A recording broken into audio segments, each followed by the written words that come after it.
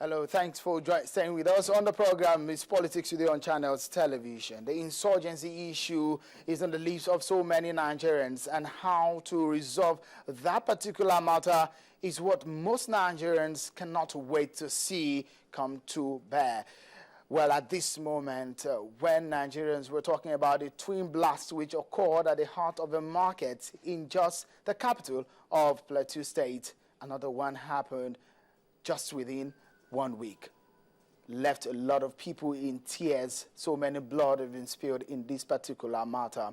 Well, just as my guest is standing by to give thoughts on this major issue, I will allow you watch this particular report on that particular blast in Jos, and we'll come back to talk more.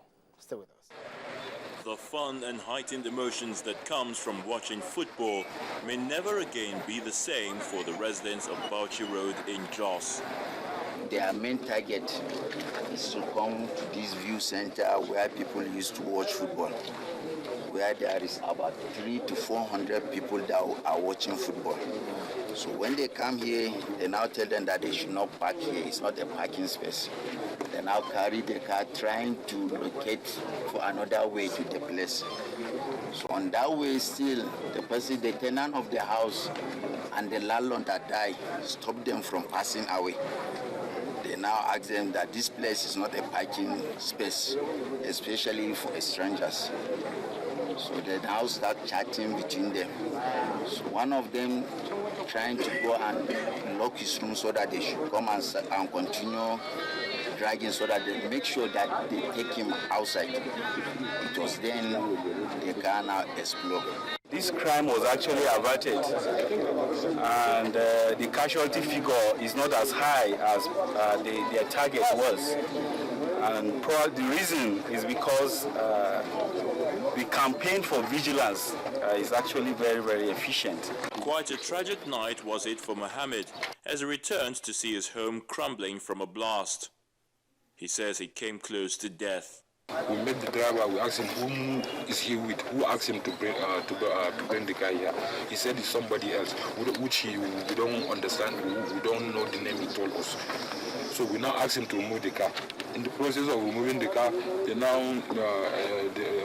friend of my landlord now asked him. He now told me that they are going together to know who is that person he is mentioning. They are going with him. So in the process of them going together, that's when I get back to my room. Immediately, I just get back into my room. It's not more than a minute. I just had the explosive, everything just on my head in the room. Upon the distress call, search and rescue operations have commenced. As residents bemoan their fate, it's not without a word for the federal government. We are advising them to stop all these viewing centers. There is no any benefit of watching the ball. At the moment, security forces have stepped up operations with mountain roadblocks and patrol surveillance, but uneasy calm rents the air as the people are still in shock and disbelief from the latest blast. Terrible, terrible situation there in Jos. That particular city, for a lot of people who know that particular city, is known for peace. A lot of people can say that it's one place where you can go to before now and have your two eyes closed. Tourists, a lot of them are always there. But now the situation is so different, and so it is for some other states, especially in the northeastern part of the country. Well, I have joining me now a former presidential candidate and an economist. Well, call him so many things, but here we have Professor Pat Utomi. Thank you for joining us on Politics Today tonight. Thank you. I'm glad I'm here.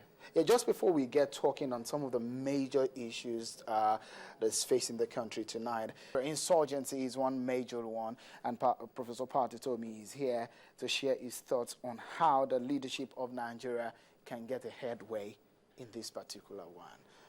Just before we came on air, you said the nation is in a state of war, and a lot of Nigerians too, we agree on this particular one with you. From your own point of view, some people are asking for negotiation in this particular matter, especially as relating to the abducted schoolgirls in Chibok, that secondary school. It's over a month now. do you think negotiation is an option? Well, Sean, you know, throughout the world, we've had challenges from time to time that have involved terror. I think most people of experience know that starting out with accepting to trade hostages with terror result in constantly being held hostage, because there's some gain from this, and so you come again and again. It's like blackmail. It will keep happening. But this is a much bigger thing. Our country is at war. In most civil wars in the world, not as many people die as die in Nigeria every day. The blood of innocents are now washing the streets of Nigeria. It's unacceptable. It cannot continue to go on. And I think the political class should realize now that this has gone beyond partisanship. Our country is being threatened. This is a time for statesmen to recognize the challenge before us. When there is war, countries create a war cabinet. Everybody pulls in. People forget what traditional minor differences that political parties tend to play around and work together to save their country. I don't think that the answer lies in negotiating or not negotiating. It's a much more complex thing. I think that everywhere where you've had this kind of challenge, regimes have typically refused to engage in this kind of barter of prisoners. But there are times when it's expedient to do something. I mean, the Israelis sometimes exchange prisoners with the Palestinians. But it's almost like, you know, when there is a real war between two states, at the end, some things are worked out. Traditionally, what you get is that there is some form of below-the-line engagement. Nobody ever agrees that there is that kind of engagement. But serious statesmen find ways of fixing problems. Prof, you said something, a war cabinet. Is that a suggestion that Nigerian government should be looking at? And if there is a war cabinet like you talked about, what should be the nature of this war cabinet? And what success could Nigerians anticipate this will give us? Look, if the country is dying, like Nigeria is dying, we can pretend all we want, Nigeria is dying. If you have this kind of situation, you pull together the most passionate, the most capable, the most committed, and look for ways of saving your country. We've had that experience before. We had this extreme partisanship towards the middle 60s, resulted in a coup d'etat, resulted in a civil war. And General Gowan, who's still alive and can talk about this experience, pulled together from across the spectrum of Nigeria's political divide, the Chief Awolos and Chief Enauros and the Shehu Shagaris and the Ali Mongonus and all of that. Clear purpose to save Nigeria. And that goal was achieved.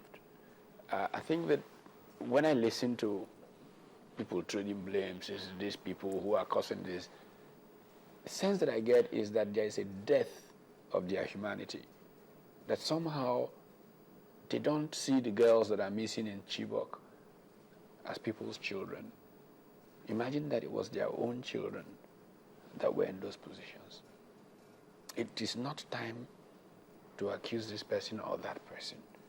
It's time for a country to rally, to redeem itself. We have become, in a cynical but sympathetic way, the butt of the world's jokes. And any people serious who want to redeem themselves from that kind of situation, this must be our concern for now in our country. If we are to set up that kind of war cabinet to save this nation, especially on this particular matter, what are the kind of personalities that what's the nature or what's the kind of characters that you would suggest that this nation should put together? Well, let's not kind of jump things and go into nature of cabinets, or it's a thought about the fact that what we need now is a rallying of a people. I mean, when General Gowan put together the cabinet of 1967, it was not a function of, okay, you looked at the spectrum of the divide in the country. You got everybody to commit to some set of shared values about saving this one country. And then you brought the best and the brightest from around the leadership to try and focus on achieving that goal. I think that it will take, back in those days, for example, General Gowan challenged with people from the Southeast, searched out an intellectual like Wabi Asika. And he represented what was then the East Central State and Supreme Military Council and all of that in that difficult time. So he found a person of intellect there. In other places, he found people of political stature and all of that. This is really the challenge that a true leader takes on, getting the right kind of support pulls off.